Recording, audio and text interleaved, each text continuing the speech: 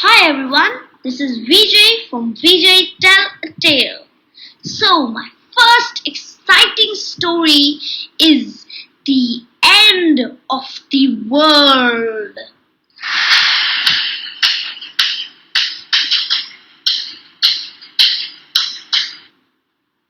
So, let's begin. Chapter 1. The Strange Fruit. Yes, the end of the world started with a fruit. Not just any fruit, a strange fruit. The fruit was multicolored. This fruit was attached to a banyan tree. The fruit was big and as tall as 5 men and was as fat as 10 men. No one knew how it came. One day it was not there, and the next day there was a banyan tree in the hunter's and river's joint backyard. Now, who were the hunters and rivers? The hunters were a happy family of 2 adults and a child. The child, Tom Hunter, studied in Quintin Junior School. His neighbor, his best friend, also studied in that day's school. Now, the Rivers were a happy family of 2 adults, a child, and a dog. The child, Julian Rivers, was given the dog Rover as a birthday present. Rover was a husky. Tom and Julian were such best friends that people admired their friendship. Now, at present it was Friday, and Tom and Julian were near the houses, talking about the exams, when they saw a crowd and heard a lot of noises. People tried to cut the strange fruit and tree, but failed. What's that? They both said together, stared at each other, and laughed. They opened the gate and saw that many men and machines were cutting the banyan tree. Dad, what's happening? Said Tom, covering his ears as the noise was too loud. Well, first we tried to open the fruit, but couldn't. Not even with drillers, said Dad. So now we are trying to cut the tree, but that's not happening too. Dad, can I go to Ju's house for an hour? The noise is too loud to hear, said Tom. Dad nodded. Tom and Julian sat down in Julian's house with Rover licking their legs. Then both of them got an idea. You thinking what I'm thinking? Said Tom. You bet, said Julian. They went outside. We need a feather and bubbles now, said Julian. Catch the feather flying over there and I'll get my bubble blower. Race it to the tree, said Tom. Julian ran after the feather and Tom raced to his house. It took Julian 5 minutes to get the feather. Tom didn't know where his bubble blower was. They both arrived sweating and panting to the tree. I won, panted Tom. Nah, I won, panted Julian. What are we arguing about? Let's go, panted Tom. They ran through the crowd, pushing everyone. Excuse me, they panted. What the heck are you doing? Yelled Dad. You'll see, I hope, they said. They went near the fruit. Julian stroked it with the feather and Tom blew bubbles which burst on the fruit. And guess what? 2 medium-sized holes were dug in the fruit. Everyone gasped. Drillers didn't get a scratch on their food, but feathers and bubbles made 2 holes in it. How did that happen? Asked Dad.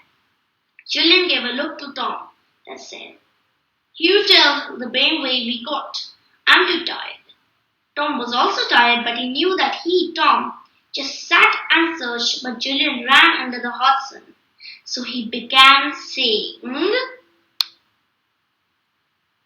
"Well, at Jew's house we thought that the fruit must be an enchanted one. So we thought of using the softest and lightest object, which is a feather and a bubble." Everyone understood why both of them were so clever. "Make more of them!" cried everyone. They tried but couldn't. What a pity! Suddenly, a man went forward a bit and tripped over something and fell against the fruit and disappeared. Everyone gasped. After an hour, the two children went back to their homes to have lunch. They were 2 hours late and were quite hungry. At night, while Tom was asleep, there was a knock on the window. Tom woke up startled. He saw that Julian was there at his window. He opened it and came inside. Both of them were in their PJs. "What's the matter?" said Tom, surprised. "No time. Come fast," said Julian breathlessly. Puzzled, Tom followed him. They climbed down the apple tree. Then Tom saw a startling sight. The fruit had turned red. It glowed in the dark. "How? How? How did that turn red?" said Tom, puzzled. "I don't know. I got up. I don't know how, no. Maybe rose snuffling around or trees rustling," or began Julian. "Julian, rivers!" Tom yelled softly. "Sorry. So when I saw that the fruit turned red, so I came here and told you," said grinning. "You must have got up with your own snoring," joked Tom. "Oh, your elephantine snore. My, it's a surprise to see your parents and mine sleeping," joked Julian. Julian just got a punch in his chest. "Come on," said Tom. "What I think is that the enchanted fruit might be asleep and must have been awake by a snooze. Must have thought, 'Where are 100 elephants trumpeting?' Or I think 100 pigs grunting. I don't see them." "Shut up," Julian said fiercely. He continued, "Little Tamara." They both had given each other girl names. "My name is Tom, in case you didn't know, little Giuliani." "Ha ha," laughed Tom. Suddenly, both of them burst out laughing. They laughed until they cried. Then Tom said, "Now, Jew, we need a twig, a dead branch, and a stone." "All right," said Julian, also called Jew. They got them all. "Now throw them at the fruit," commanded Tom. "Oh, of course, General Tom," chuckled Jew, and got a hard punch in the chest. So Tom threw the twig, Julian threw the stone, and they both threw the branch as it was heavy. They all touched the fruit and disappeared. They both were puzzled. "Come, let's get the feather and bubble blower. We'll cut the feather and try to blow a smaller bubble to get a bigger hole in the fruit," said Tom. "I bet we couldn't make a bigger hole than your mouth," joked Jew. Tom suddenly lost his temper and pounced on Jew. They both started wrestling. Tom often lost his temper. He didn't know why. Once before he lost his temper and was grounded for a week.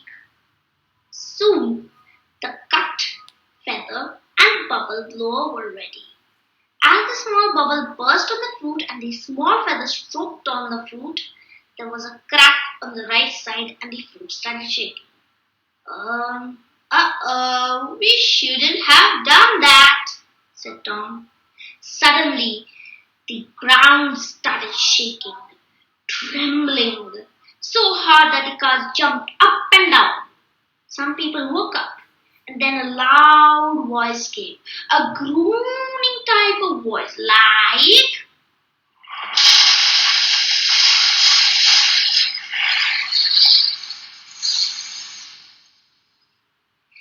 Everyone woke up and crowded near the tree. Two things were happening to the fruit. One, it was growing. Two, it was opening. It rose up to the sky and stayed there. As it was opening, a hissing sound came. Beware, the dawn approaches. Run and lay where lies. The splashed will only bust in 2 or 3 weeks. So flee and leave the planet or die.